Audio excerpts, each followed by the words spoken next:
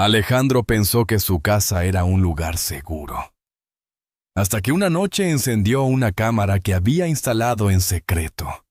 En la pantalla apareció su hija de pie frente a la pared, llorando en silencio mientras una voz adulta le susurraba algo que ningún niño debería escuchar. En ese instante Alejandro entendió que no había fallado como esposo. Había fallado como padre.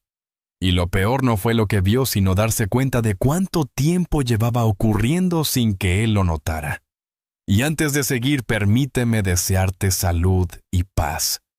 Dime, ¿desde qué país y a qué hora estás viendo esta historia? Alejandro Cortés regresó a casa cuando la tarde ya se había vuelto gris. La lluvia fina caía sin prisa sobre las calles de Coyoacán, envolviendo el barrio en ese olor a tierra mojada que siempre le había parecido reconfortante, casi familiar, propio de los meses de lluvia. Aparcó el coche frente a la casa y permaneció unos segundos dentro, escuchando el golpeteo suave del agua sobre el parabrisas. Había sido un día largo como casi todos, y agradecía ese breve instante de silencio antes de entrar. Cerró la puerta con cuidado como si temiera hacer ruido innecesario, y dejó las llaves sobre la mesa de la entrada.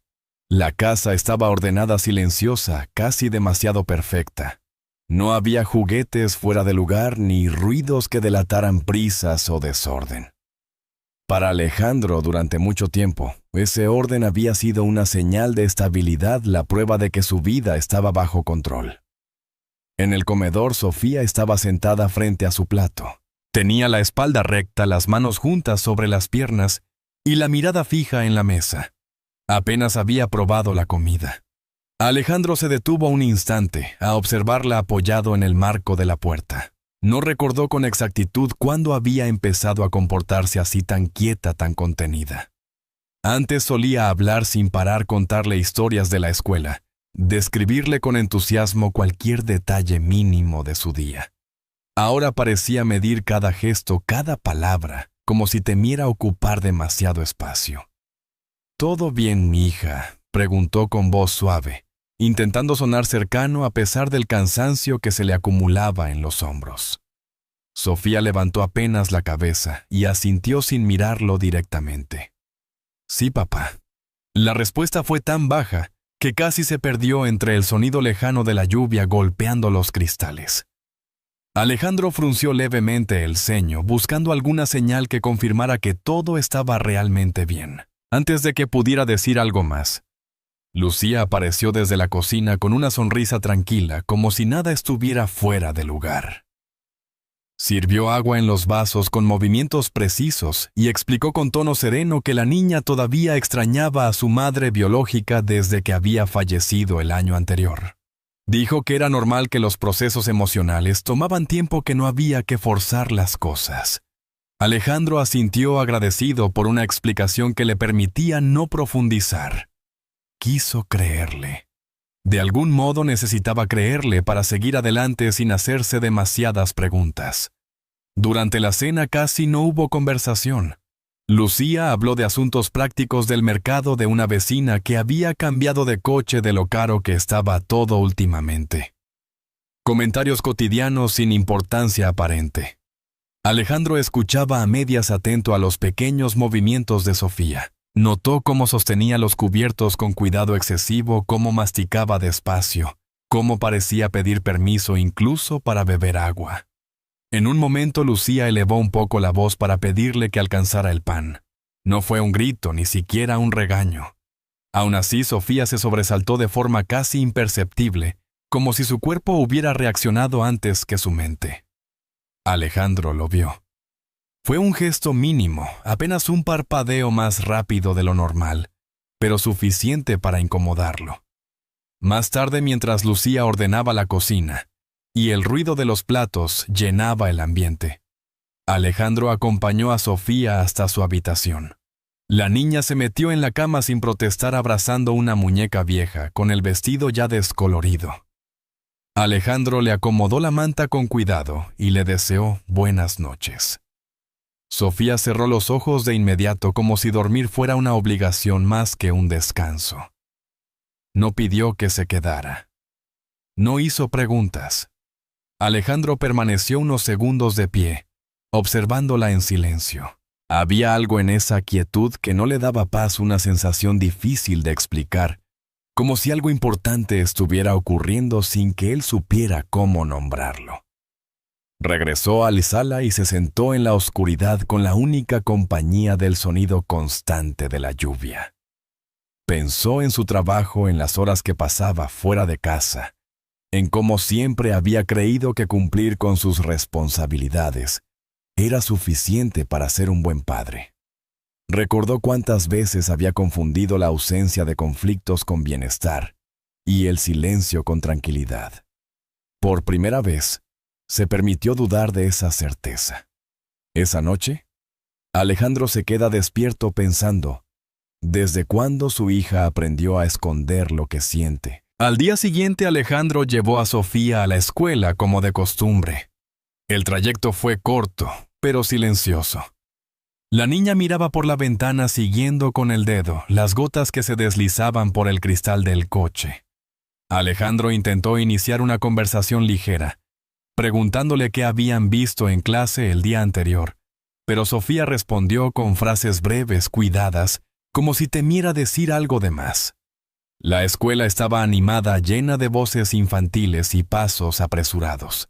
Sin embargo, Alejandro notó que Sofía se aferró a su mano, un poco más de lo normal antes de despedirse. Fue un gesto rápido, casi instintivo, que lo dejó inquieto mientras la veía alejarse hacia el aula sin mirar atrás. Horas después recibió una llamada de la maestra María Hernández. Le pidió hablar unos minutos después de la salida. Alejandro aceptó, aunque sintió una leve molestia, como si aquella invitación cuestionara algo que él aún no estaba dispuesto a admitir. Al llegar, María lo recibió con cortesía y lo invitó a sentarse en un banco del patio, bajo la sombra de un árbol viejo. María habló con cuidado. Dijo que Sofía era una niña educada, responsable, pero que últimamente parecía vivir en constante alerta. Se sobresaltaba cuando un adulto se acercaba de forma inesperada, evitaba participar en clase y rara vez pedía ayuda. Alejandro respondió con explicaciones automáticas. El duelo, los cambios, el tiempo. Mientras hablaba se dio cuenta de que repetía argumentos que había escuchado antes incluso de su propia boca. A veces los niños no hablan porque creen que nadie los va a proteger, dijo María con voz baja, sin acusar, sin señalar. Esa frase quedó suspendida en el aire. Alejandro asintió, agradeció la preocupación y se despidió.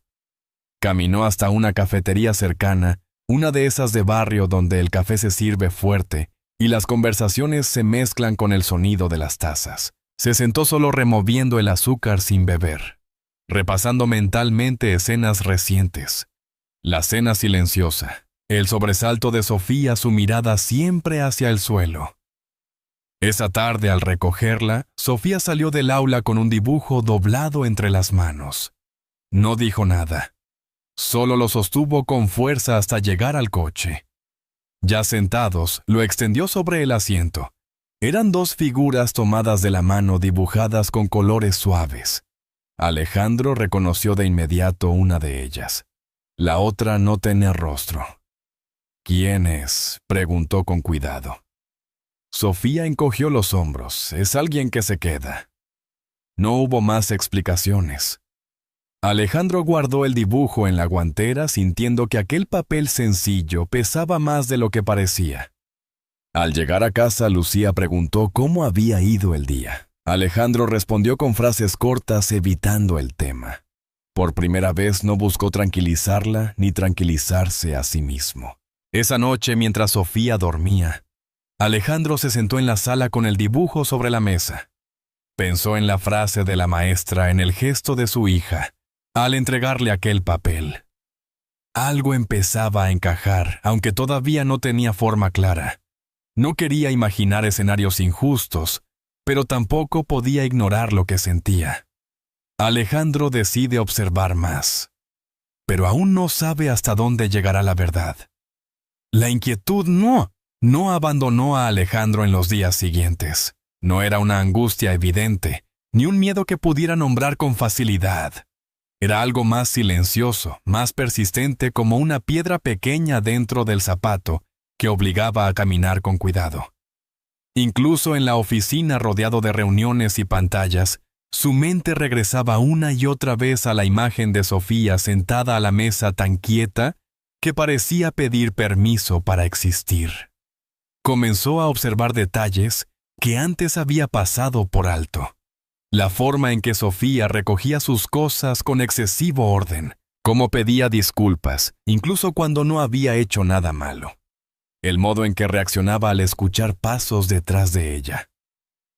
Alejandro empezó a preguntarse cuándo había aprendido su hija a ser así, y qué parte de ese aprendizaje le correspondía a él. Decidió pedir una cita con el doctor Esteban Ríos, el psicólogo infantil que colaboraba con la escuela. El consultorio estaba en una calle tranquila, lejos del ruido principal de la ciudad.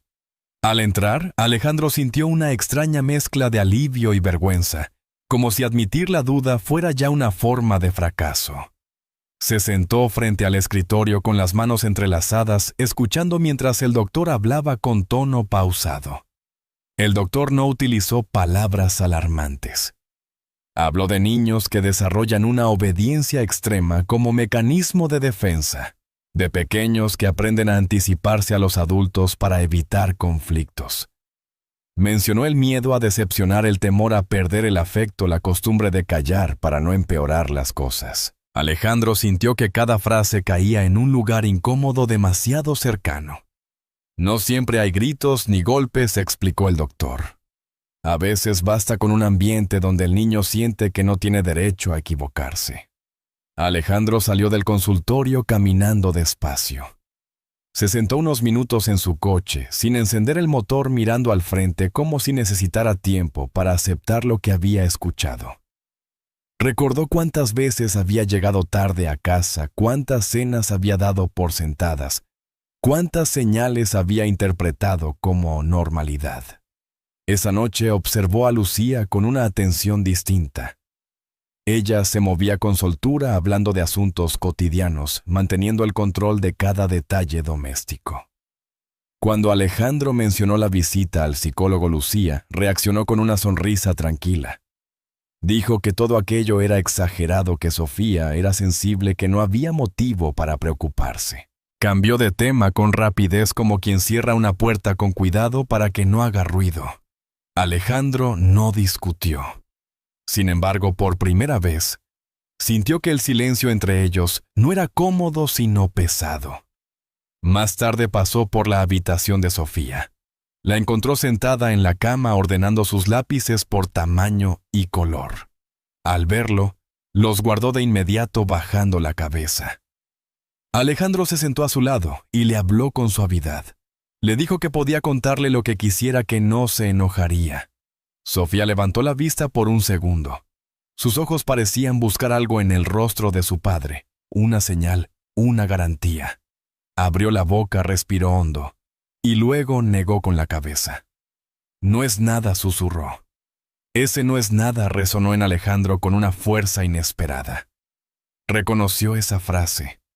Era la misma que él había usado durante años para evitar conversaciones difíciles, para seguir adelante sin detenerse a mirar atrás. Aquella noche, cuando Sofía se durmió, Alejandro se quedó solo en la sala con las luces apagadas. Pensó en su matrimonio, en la imagen de familia estable que había defendido, y en la posibilidad de que esa estabilidad se hubiera construido sobre una renuncia silenciosa de su hija. Comprendió que esperar a tener certezas absolutas era una forma de postergar una decisión incómoda.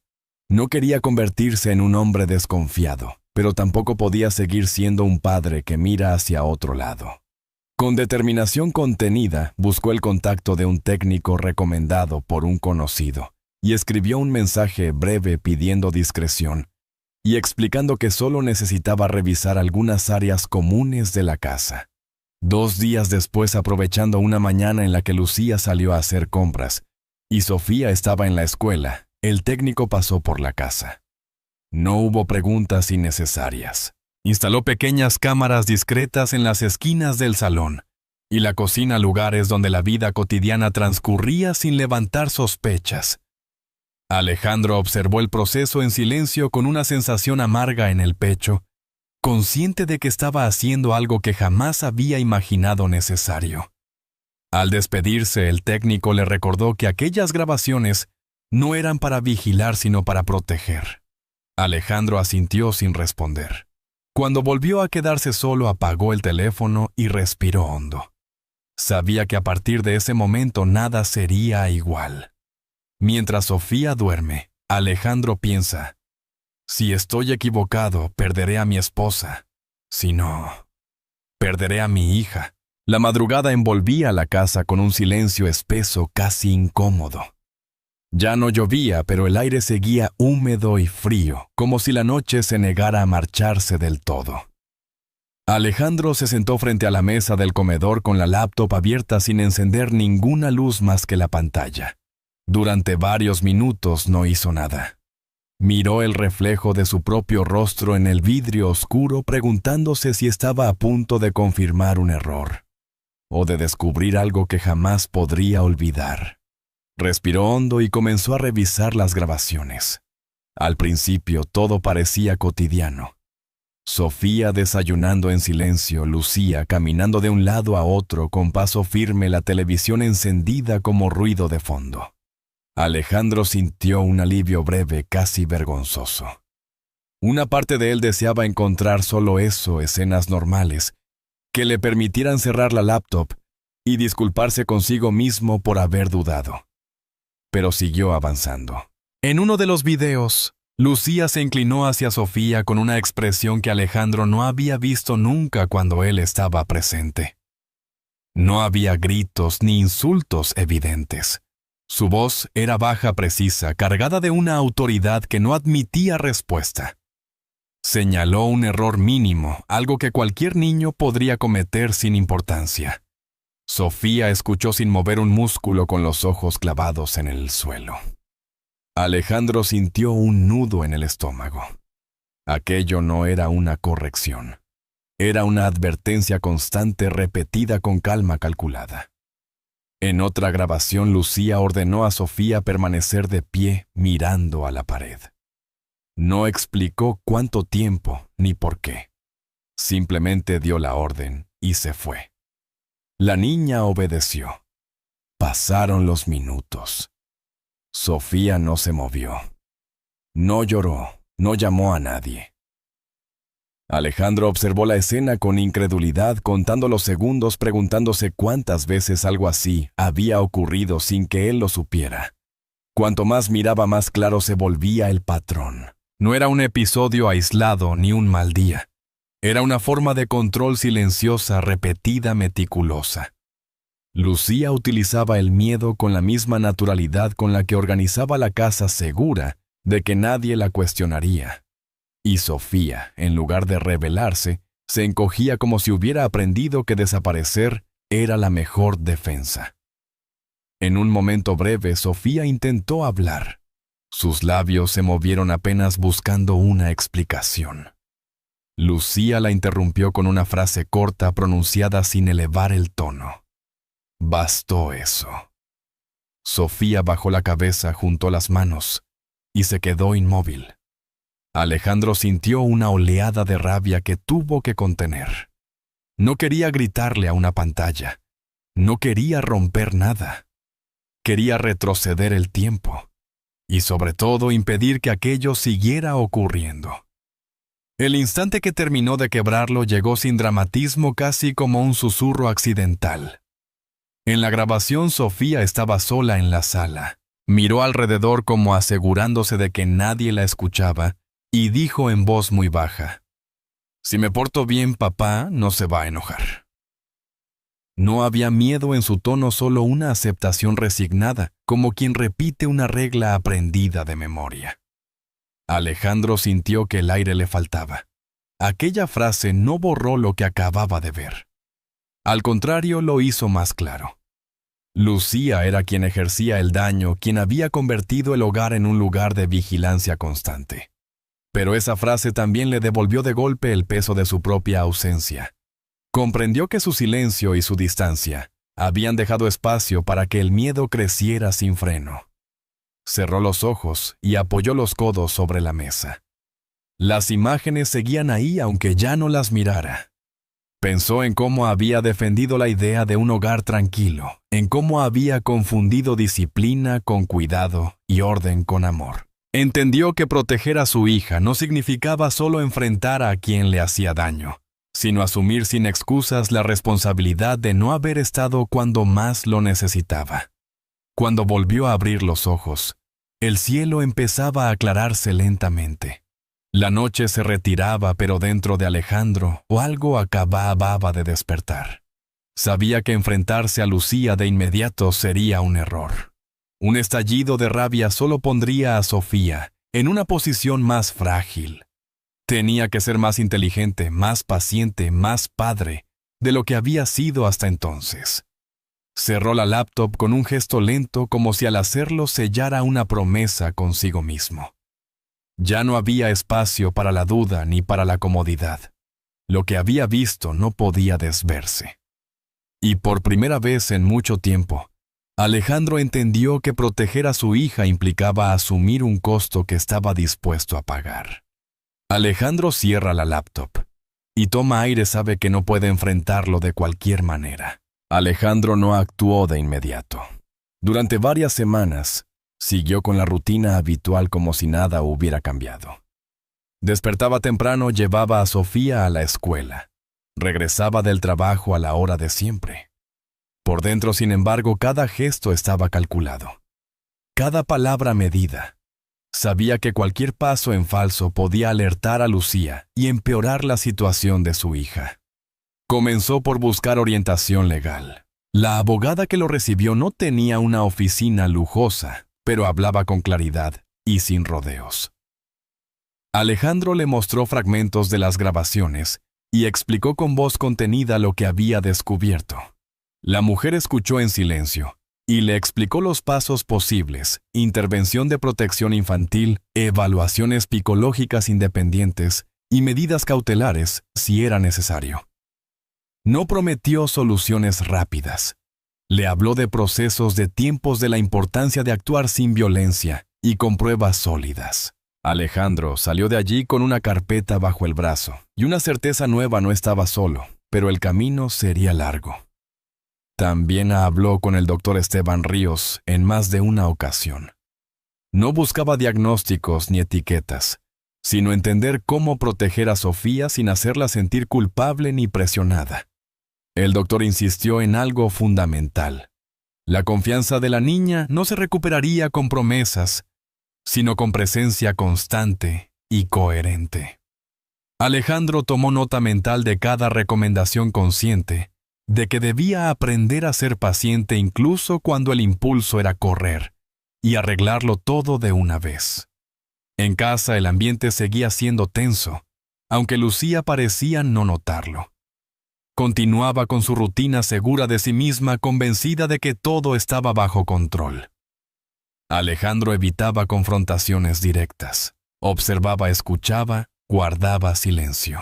Por primera vez, ese silencio no era evasión, sino estrategia, una forma de proteger a Sofía mientras las decisiones se tomaban por el camino adecuado. Una tarde se sentó con Sofía en el parque del barrio. No la interrogó, no le pidió explicaciones. Le habló de cosas sencillas, de los árboles, de los perros que pasaban corriendo de cuando ella era más pequeña, y le gustaba balancearse sin miedo. Sofía lo escuchaba con atención, pero mantenía cierta distancia, como si aún no supiera si podía confiar del todo. «Quiero que sepas algo», le dijo Alejandro con voz firme. «Si alguna vez te sientes triste o asustada, puedes decírmelo. Yo voy a escucharte». Sofía no respondió de inmediato. Miró el suelo, jugó con una piedrita entre los dedos. «¿De verdad te vas a quedar?», preguntó al final casi en un susurro. Alejandro sintió que esa pregunta resumía todo lo que había fallado hasta entonces. No prometió cosas grandiosas, no habló del futuro. Simplemente respondió con honestidad. «Sí, me voy a quedar». La niña no lo abrazó. No sonrió, pero tampoco se alejó. Para Alejandro ese pequeño gesto fue suficiente para entender que el proceso ya había comenzado lento y frágil, pero real. Con el paso de las semanas, llegaron las consecuencias inevitables. Tras entrevistas, informes y evaluaciones, Lucía recibió una notificación oficial que la tomó por sorpresa. Su reacción fue de incredulidad, primero de enojo, después. Intentó confrontar a Alejandro, exigir explicaciones, acusarlo de exagerar. Alejandro no levantó la voz. Le habló con calma, dejando claro que la prioridad era Sofía y que las decisiones ya no dependían solo de él. Lucía por primera vez perdió el control que tanto había cuidado. Su seguridad comenzó a resquebrajarse, y Alejandro supo que ese era el punto sin retorno. No sintió satisfacción ni alivio. Solo una determinación serena nacida del convencimiento de que estaba haciendo lo correcto, aunque doliera. Esa noche, mientras Sofía dormía, Alejandro revisó una vez más los documentos sobre la mesa. Pensó en lo que estaba dejando atrás: una vida cómoda, una imagen de familia intacta. Pensó también en lo que estaba construyendo paso a paso con paciencia y humildad. Entendió que ser padre de verdad implicaba renunciar a la comodidad y aceptar la responsabilidad completa sin excusas. Lucía recibe una notificación oficial y su máscara empieza a caer. El cambio no fue inmediato ni espectacular. Llegó despacio, como llegan las cosas que son verdaderas. Alejandro y Sofía se mudaron a una casa más pequeña, en una calle tranquila, donde los vecinos se saludaban por las mañanas y el ruido del tráfico quedaba lejos. No había lujos ni grandes espacios, pero sí ventanas abiertas y una mesa donde cabían 2 platos sin prisas. Los primeros días fueron silenciosos. Sofía seguía despertándose temprano, ordenando sus cosas con cuidado excesivo, como si temiera equivocarse. Alejandro no intentó corregirla.